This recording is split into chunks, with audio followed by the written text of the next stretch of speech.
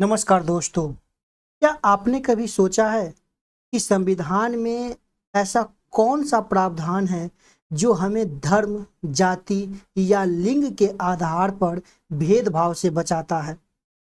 आज हम बात करेंगे अनुच्छेद 15 की, जो हमारे मौलिक अधिकारों की रक्षा करता है। तो ये वीडियो हम काफ़ी ब्रीफ में जानकारी प्राप्त करेंगे आर्टिकल 15। इससे पहले हमने आर्टिकल 12, 13, 14 को काफ़ी डिटेल में समझ लिया था और आर्टिकल 1, 2, 3, 4 को भी हमने समझ लिया। तो समझते हैं आर्टिकल 15 क्या कहता है। इसके सभी क्लॉज को हम जानेंगे। याद रखना है कि जो भी दोस्त चैनल पर नए हो रहे हैं, चैनल को सब्सक्राइब जरूर करें, वीडियो को अपने दोस्तों के साथ शेयर करें ताकि उन्हें भी इस प्रकार की जानकारी मिल सके। जुड़े एजे स्टडी लाइव टेलीग्राम चैनल से।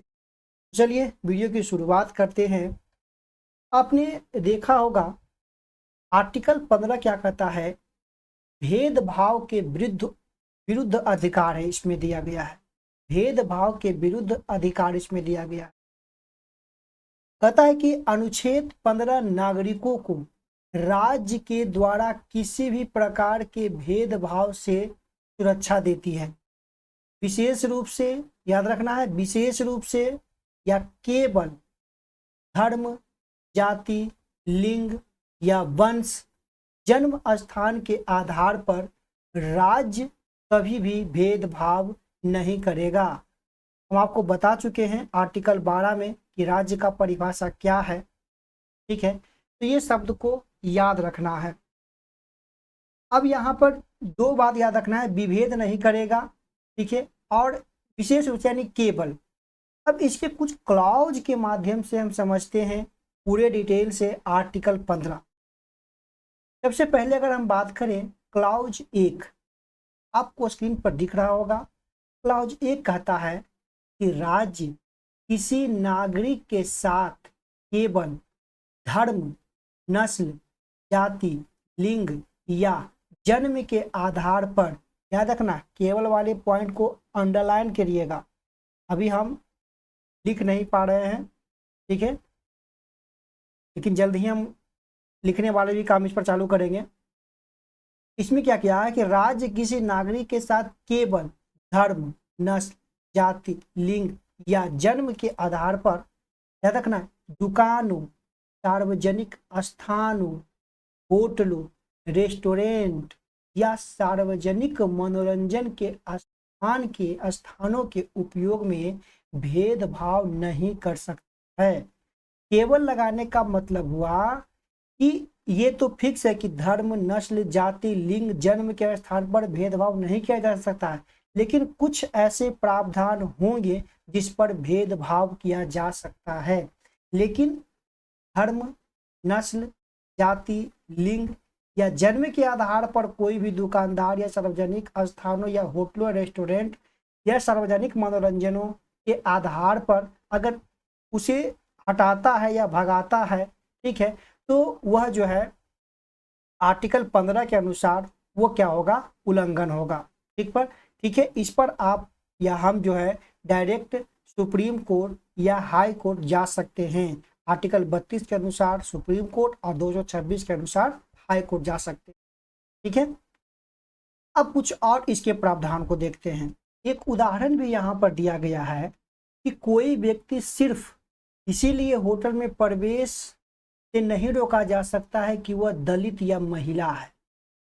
अब समझते हैं कि क्लॉज 2 क्या कहता है। राज्य किसी भी नागरिक को सार्वजनिक जल स्रोतों, कुएं, सड़क या सार्वजनिक उपयोग के स्थानों के इस्तेमाल से वंचित नहीं कर सकता है। याद रखना है, राज्य किसी भी, चाहे वह पूरा गवर्नमेंट के अधिकार में हो या वह अर्ध सरकारी हो, उसमें भी राज्य किसी भी नागरिक को सार्वजनिक जल स्रोतों, कुएं, सड़क या सार्वजनिक स्थानों के इस्तेमाल से वंचित नहीं कर सकता है।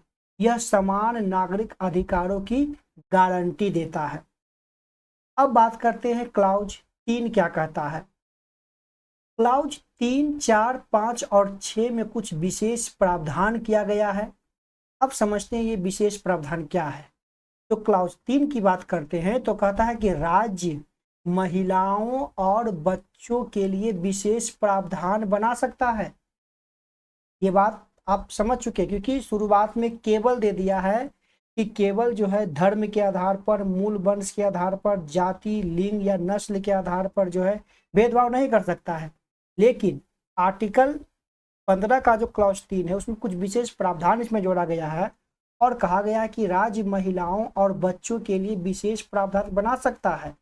मतलब भले ही सामान्यतः भेदभाव की मनाही है, लेकिन महिलाओं और बच्चों को विशेष सुरक्षा या सुविधा देना अनुच्छेद 15 का उल्लंघन नहीं होगा। जैसे महिलाओं के लिए आरक्षित सीटें, आप देख सकते हैं पंचायती राज व्यवस्था में महिलाओं के लिए आरक्षित सीटें हैं, ठीक है। बच्चों के लिए विशेष योजनाएं, एजुकेशन से संबंधित योजनाएं, ये सरकार जो विशेष प्रावधान कर सकता है। यह आर्टिकल 15 का उल्लंघन नहीं माना जाएगा। अब बात करते हैं क्लॉज 4 क्या कहता है। क्लॉज 4, 5 और 6 काफी इंपोर्टेंट है।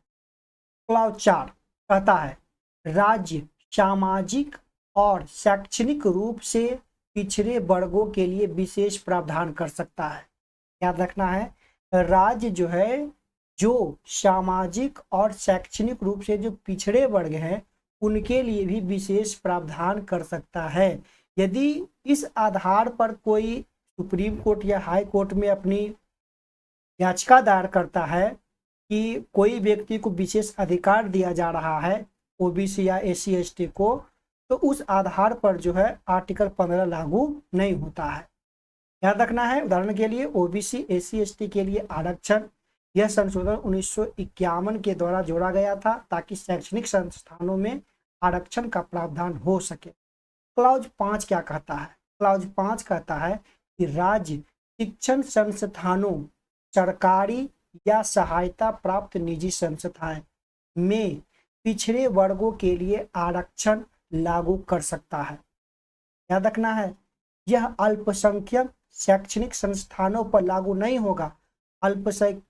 अल्पसंख्यक शैक्षणिक संस्थानों जैसे कि जो माइनॉरिटी के लिए जो बुक है उस पर तो उसका पूरा अधिकार होगा। इसके अलावा बोल रहा है कि राज्य जो है शिक्षण संस्थानों में पिछड़े वर्गों के लिए आरक्षण लागू कर सकता है। अब जानते हैं क्लॉज 6 जो कि हाल ही में जोड़ा गया था। क्लॉज 6 क्या कहता है। यह कहता है आर्थिक रूप से कमजोर वर्ग यानी EWS के लिए भी आरक्षण लागू की जा सकता है। यह 103वें संविधान संशोधन 2019 में जोड़ा गया था। इसमें 10% आरक्षण दिया गया है उन सामान्य वर्ग के लोगों को जो आर्थिक रूप से क्या है, कमजोर है। मतलब याद रखना है, ये 2019 में 103वें संविधान संशोधन के द्वारा दिया गया है। जल्द ही हम आप लोग के बीच एक सीरीज स्टार्ट करेंगे जिसमें वर्तमान समय से लेकर के आगे पीछे जितने भी महत्वपूर्ण संविधान संशोधन किया जा चुका है, ठीक है, वे सारे वीडियो को हम एक एक करके समझने की पूरी प्रयास करेंगे।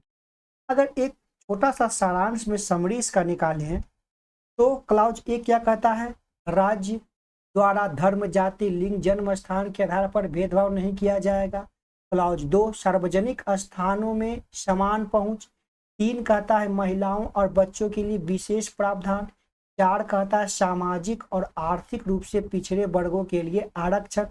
5 कहता है शिक्षण संस्थानों में पिछड़े वर्गों के लिए आरक्षण। और 6 कहता है EWS मतलब सामान्य वर्ग के गरीब के लिए 10% आरक्षण इस पर दिया जाएगा। तो ये था आज का वीडियो जिसमें हमने आर्टिकल 15 को समझा। हम धीरे धीरे सभी आर्टिकल को काफी विस्तार से समझने का प्रयास करेंगे। जो भी दोस्त चैनल पर नए होते हैं चैनल को सब्सक्राइब जरूर करें और करें अपने दोस्तों के साथ शेयर, कमेंट करें और बताएं कि वीडियो आपको कैसा लगता है। मिलते हैं अगली वीडियो में, तब तक दीजिए इजाजत, बाय बाय।